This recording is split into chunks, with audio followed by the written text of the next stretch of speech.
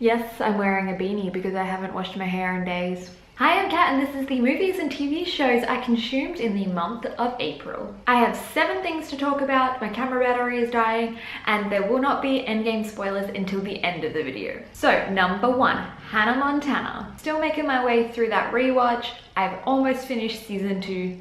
Still a quality show.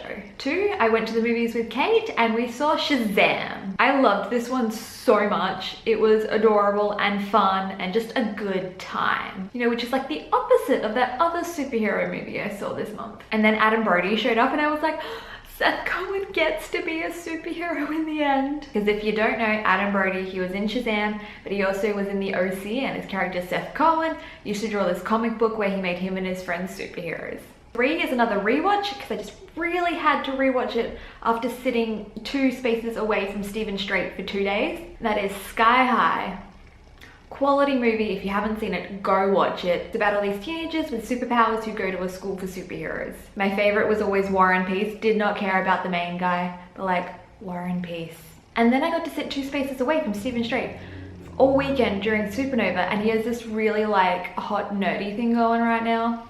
Also was picking up on things that I hadn't picked up on my watches before. Linda Carter plays the principal of the school, and if you don't know Linda Carter, she's Wonder Woman. And there's this one line in the movie, she's put these kids in detention and she's like, oh, I don't know what else to do with you. You know, I'm not Wonder Woman. And I was like, I see you. 4 is a movie that I have waited forever for because I was excited when it was first announced, and that is Fallen. It's based on the Fallen books by Lauren Kate.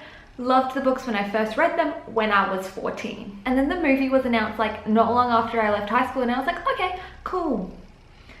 And then they made it, and then they didn't release it for years, and then they released it in all the non-English speaking countries even though the movie was made in English, and then they released it in America, then the UK, and then last month it popped up on Netflix.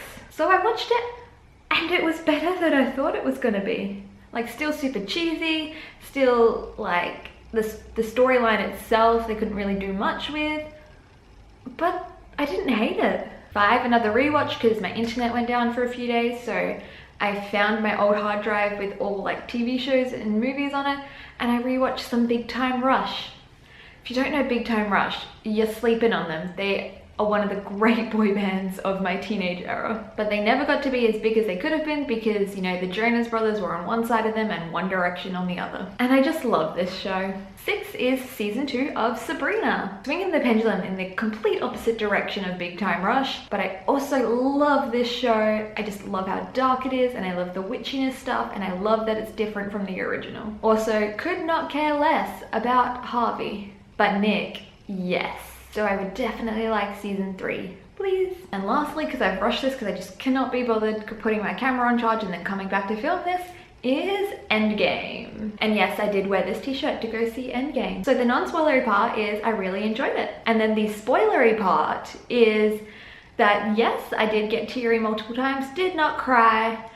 It was Peter Parker at Iron Man's death that broke me for that teary bit there, and then Nat's death. I was like, really? No, I got teary then, and then I got teary right at the end with Cap and Peggy getting their deaths. And then the last thing was like happy tears. It was She's Got Help. They just, all of the female superheroes were together, and I'm like, make this movie. This is all I've ever wanted. So if like A-Force isn't the next team up movie, Kevin Feige and I are gonna have words.